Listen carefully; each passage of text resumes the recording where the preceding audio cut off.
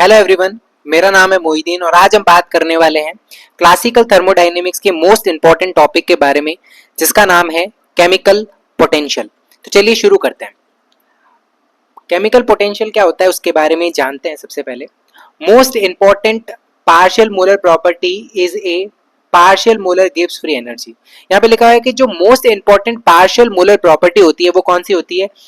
Partial molar गिव्स free energy, जिसको हमने ब्रीफ में थोड़ा सा डिस्कस किया था। ठीक है, अब यहाँ पे क्या लिखा हुआ है? दिस पार्शियल मोलर गिव्स free energy is called chemical potential. यानी कि जो पार्शियल मोलर गिव्स फ्री एनर्जी होती है उसी को क्या कहा जाता है? केमिकल पोटेंशियल कहा जाता है।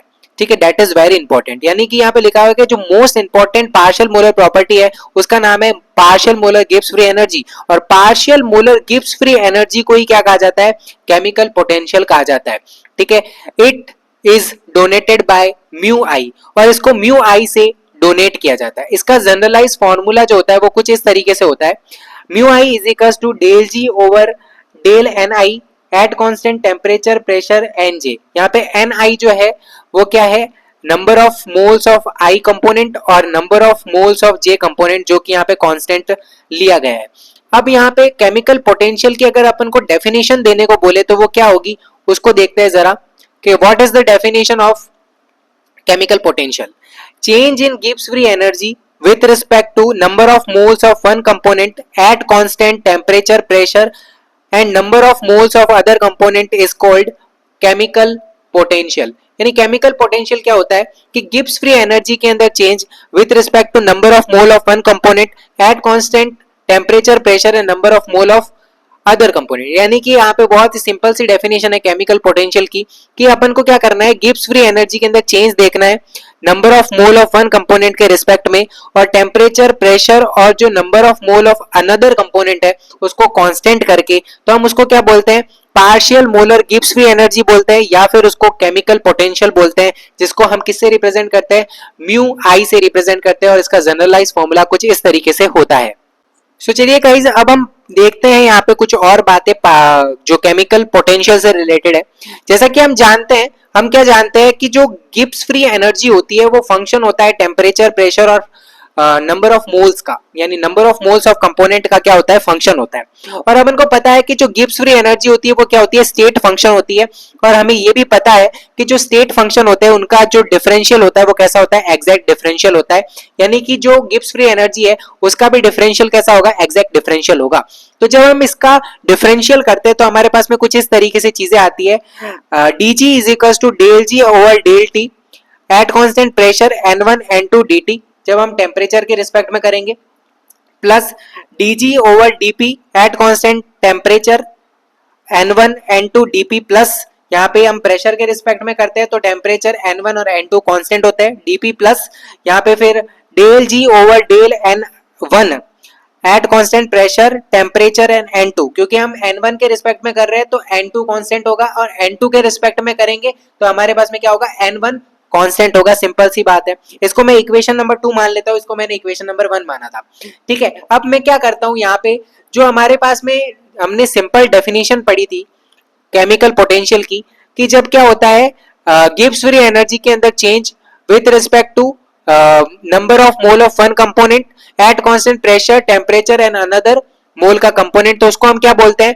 केमिकल पोटेंशियल बोलते हैं, जिसको म्यू आई से रिप्रेजेंट करते हैं। तो यहाँ पे N1 है तो यहाँ पे म्यू 1 हो जाएगा, और यहाँ पे N2 है तो यहाँ पे क्या हो जाएगा? म्यू 2 हो जाएगा। इसको हम इस तरीके से इक्वेशन लिखते हैं और इसको हम इक्वेशन नंबर को 3 दे देते हैं।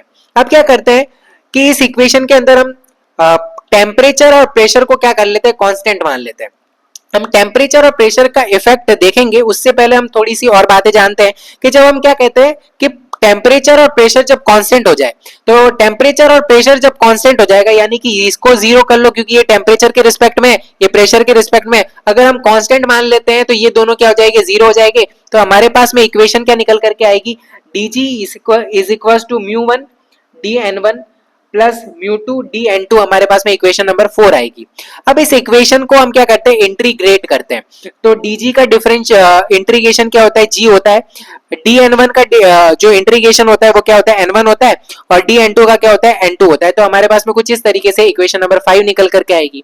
अब इक्वेशन 5 का हम क्या करते हैं, डिफरेंशियल करते हैं। ठीक है, इक्वेशन जब 5 का डिफरेंशियल करते हैं तो देखो डिफरेंशियल करने का बहुत सिंपल सा तरीका होता है।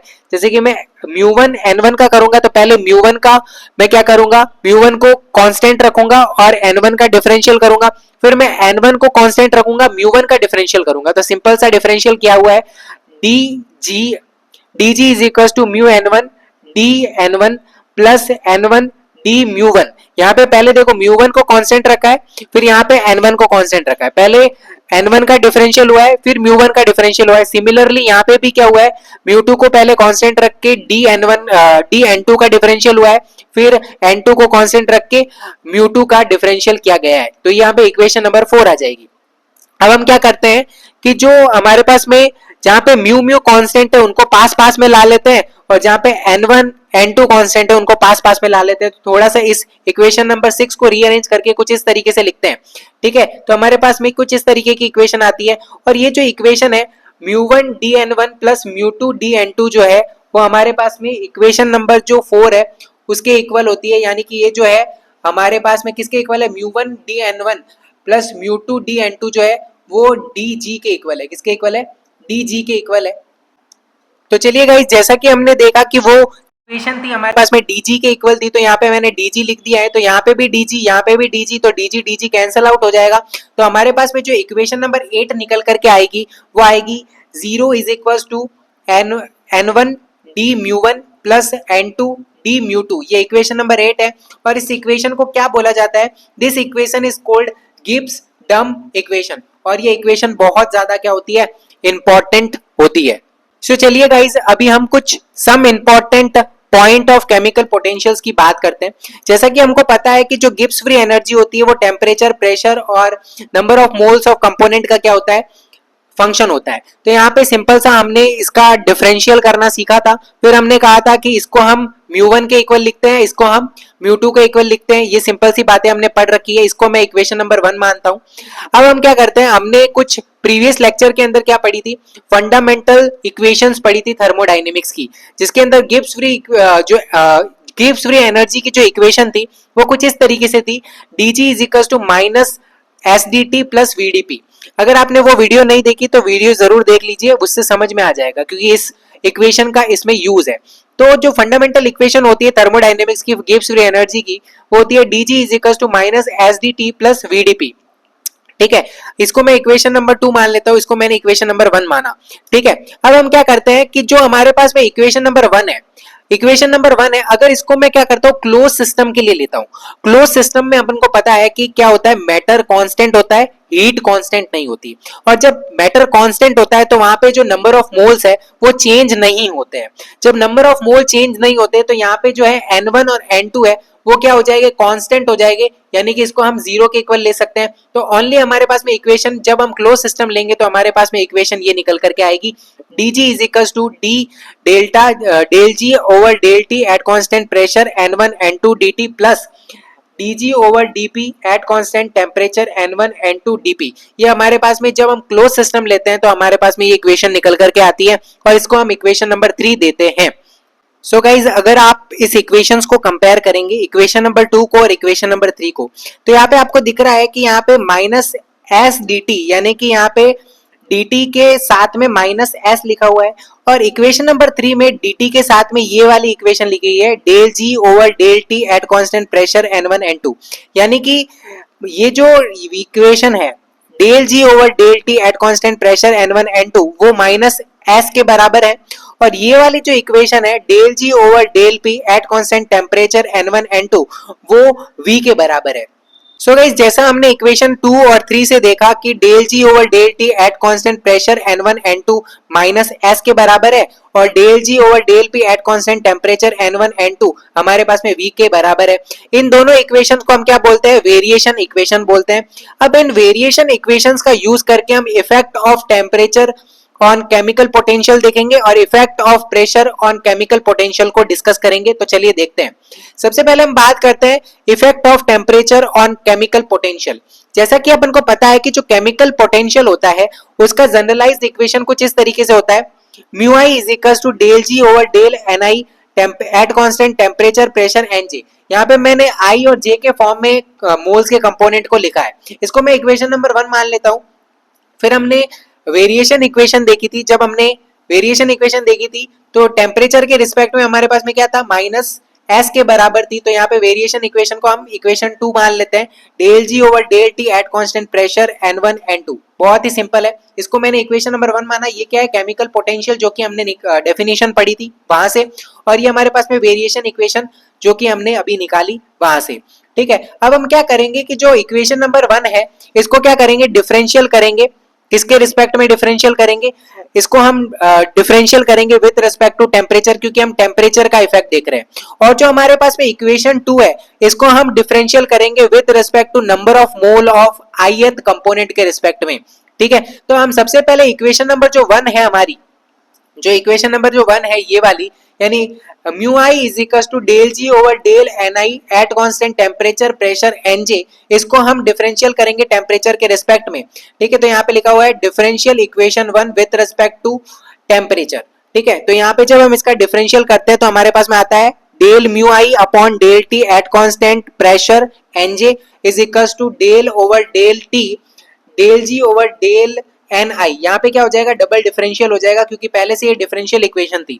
ठीक है, तो हमारे पास में क्या निकल करके आएगा, यहाँ पे निकल करके आएगा del mu I upon del T at constant pressure N J is equal to del square g upon del T del N i. Equation number 3 हमारे पास में निकल करके आएगी। सो चलिए गाइज, अभी हम सेकंड इक्वेशन का डिफरेंशियल करते हैं with respect to number of mole of ith components. तो हमारे पास में सेकंड इक्वेशन का जब डिफरेंशियल होगा तो माइनस एस था, तो वहां पे क्या होगा ith, हम ith कंपोनेंट यानी n के i कंपोनेंट का हम क्या कर रहे हैं, विद रिस्पेक्ट में लेकर के हम डिफरेंशियल कर रहे हैं। तो minus del s over del N i is equal to del upon del N i del ji over del t. यहाँ पे हो जाएगा सिंपल सा, यहाँ पे क्या हो जाएगा, डबल डिफरेंशियल हो जाएगा, और यहाँ पे सिंपल सा डिफरेंशियल हो जाएगा। तो हमारे पास में डबल डिफरेंशियल होकर के कुछ इस तरीके की इक्वेशन नंबर 4 आएगी। अब हमारे पास में जो इक्वेशन नंबर 4 आई है, वहां पे यहाँ पे ये जो पोर्शन है del square g over del n and del t, ये वाला, और इक्वेशन नंबर जो हमारी 3 थी उसमें जो इक्वेशन आई थी उसमें भी दोनों पोर्शन क्या थे, सेम थे। इस वजह से ये दोनों इक्वेशन कुछ इस तरीके से इक्वेट या इक्वल हो जाएगी कि del mu i over del T at constant pressure N j which is equal to minus del s over del N I at constant temperature pressure N j हो जाएगा। ठीक है, और अपन को पता है कि ये वाला जो फॉर्मूला होता है वो किसका होता है, पार्शियल मोलर एंट्रोपी का होता है। यानी कि अपन को पता है कि जो पार्शियल मोलर एंट्रोपी होती है, change in partial molar entropy with respect to number of moles of one component at constant temperature pressure and number of mole of other component को हम क्या बोलते हैं, पार्शियल मोलर एंट्रोपी बोलते हैं। और पार्शियल मोलर एंट्रोपी को हम रिप्रेजेंट करते हैं कैपिटल एस से, और उसके ऊपर क्या लगाते हैं, बार लगाते हैं। तो ये वाला, ये जो पोर्शन है वो किसके इक्वल हो जाएगा, माइनस एस बार के इक्वल हो जाएगा, और ये इक्वेशन नंबर 5 हमारे पास में बन जाएगी। तो यहाँ पे क्या लिखा हुआ है कि equation 5 represent the effect of temperature on chemical potential. जो हमारे पास में इक्वेशन 5 है वो क्या रिप्रेजेंट कर रही है, इफेक्ट ऑफ टेम्परेचर को रिप्रेजेंट कर रही है, किसके ऊपर, केमिकल पोटेंशियल के ऊपर। It is equal to the negative partial molar entropy, जो कि नेगेटिव पार्शियल मोलर एंट्रोपी के इक्वल होता है।